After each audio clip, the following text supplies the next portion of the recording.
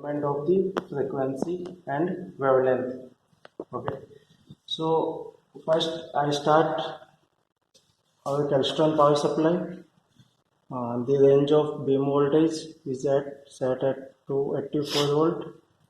Then the pellet voltage is around 67-70. So I set at 66-67 volt. Then I calculate what amount of current is observed. So when it tuned, then current has increasingly automatically. So the range of current for this test bench is around 17 milliampere. Okay. So when I set, these are the amplitude and frequency signals. So I set my power supply at for AM modulation signal. So the basic signal for this experiment we use amplitude modulated signal. So the microwave acts as carrier signal, and this is the amplitude signal that produce some amount of amplitude and with certain frequency.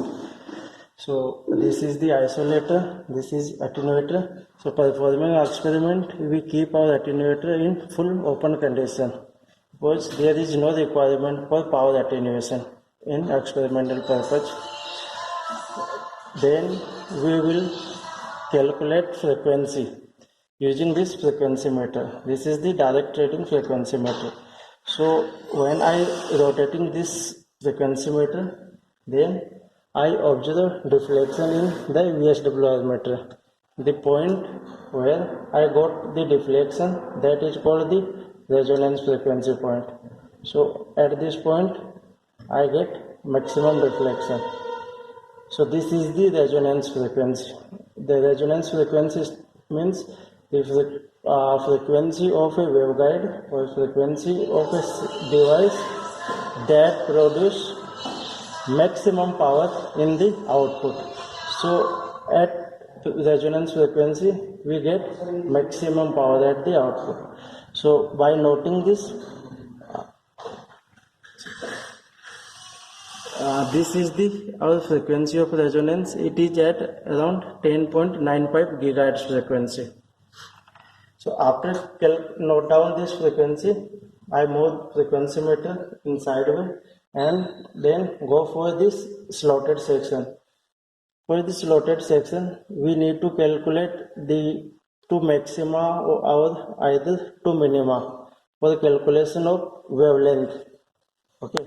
So I move this slotted in left side, then I got maximum point at this point. So I note down the distance from this for the near scale. So first reading for my maximum point is at 9.2 millimeter. Then I again continuously rotating. Then signal is go for minima, then again start for going maximum, then go for minima. So I again note second maxima point.